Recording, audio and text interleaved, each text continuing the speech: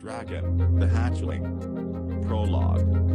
Solana held her son close, Matt, only 2 summers old.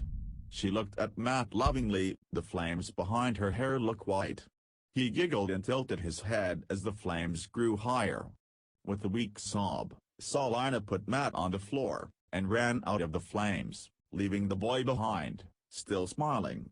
He looked at the flames as they got near him, spreading like a snake after a mouse, but he didn't feel hot, even warm, always cold, so when the flames engulfed him, he just giggled and watched the orange cover his vision. Chapter 1. Matt brought the axe above his head and brought it down with a splintering sound. He leaned down and got the pieces of wood, adding them to the stack for winter. As a cold October breeze came by, rustling the leaves that were still on the branches, few as they may be, he smiled. Matt has always liked the cold and almost never got hot, even during the drought of last July. He had been running around happily, earning a few glares from older people of the village, forced to stay under trees and in their homes for it was too hot.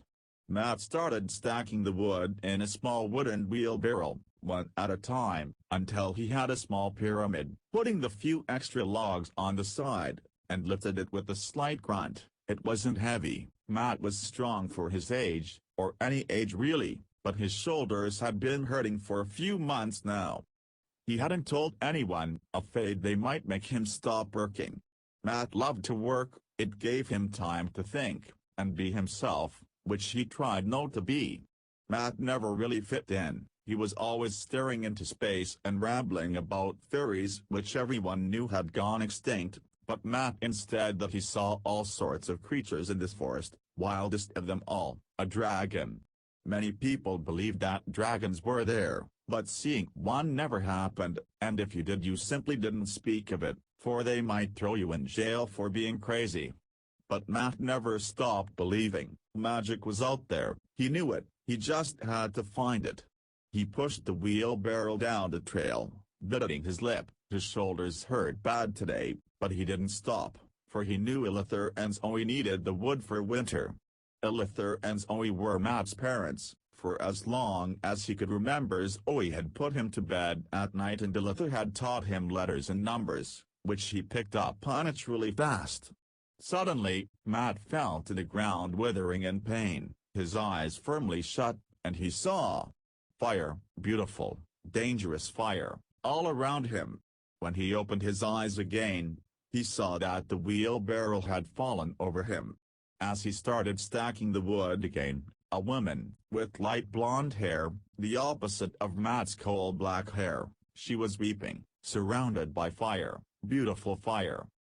Later that day, Matt sat at his meal, a simple stew made from beef and carrots they had picked earlier that month.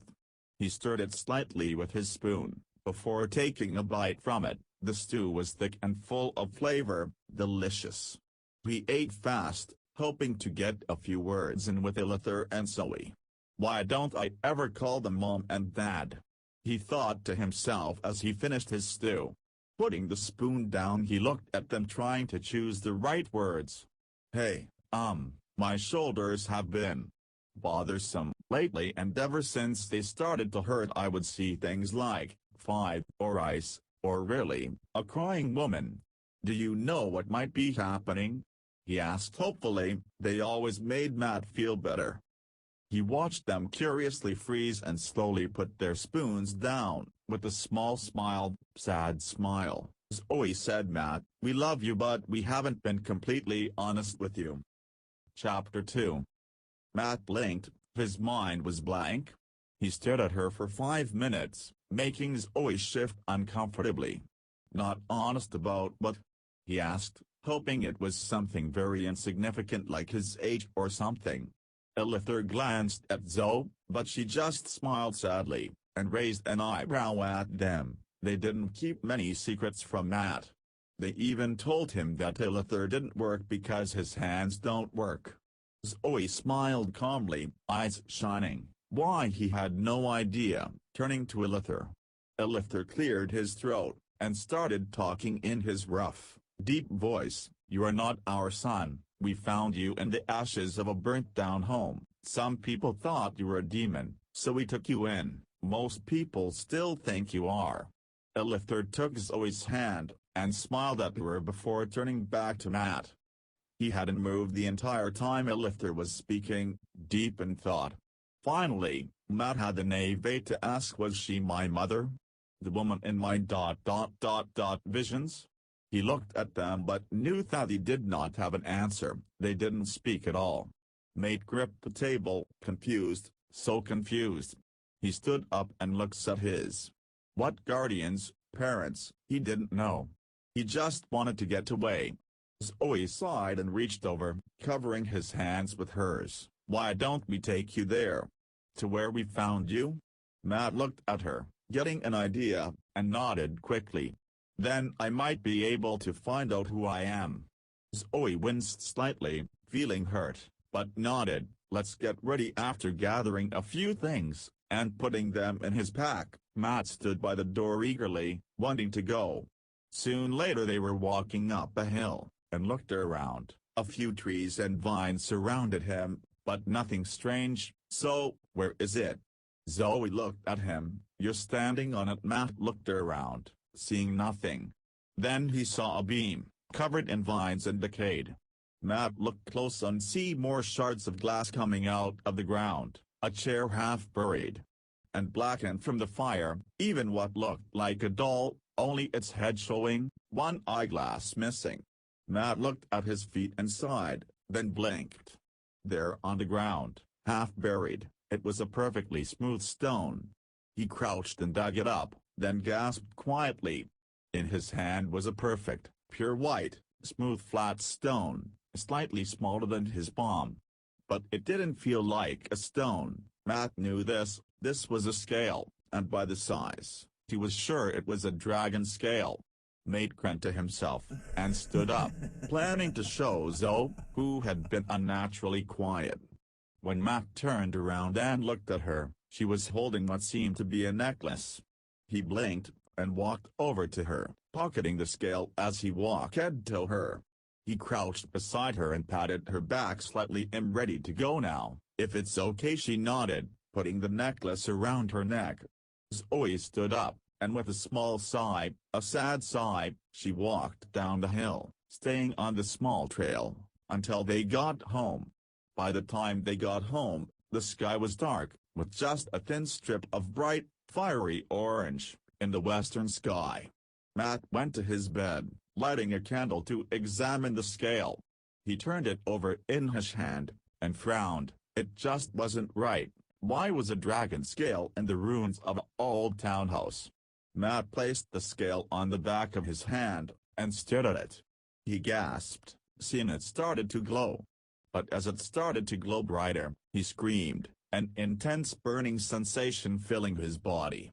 He screamed louder, the burning growing more intense, until darkness overcame his vision and the eerie cold he had always known filled him once more. Chapter 3. Matt woke up with a start. He was sweating so much that his clothes were stuck on his skin. With a small sigh he took them off and threw them on his bed. H's looked down at himself. He blinked. His skin was very pale, practically white, but he didn't think much of it. Matt put on a different shirt and went outside to get some water. With a glance up he noticed it was very busy in the village. He noticed it was almost noon. He started to weave through carts, traders, and vendors to see what was with the commotion. A man holding a dagger with red on its blade was showing it off. Matt was fascinated by the blade. Its metal was blood red blade, twin dragons on the handle.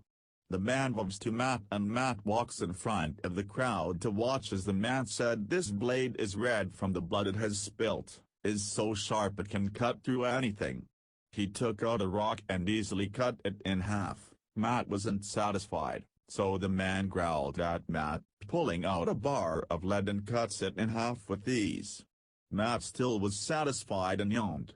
The man then walked up to him and said, "If you can find something this blade can't cut, you can have it," as he handed Matt the dagger.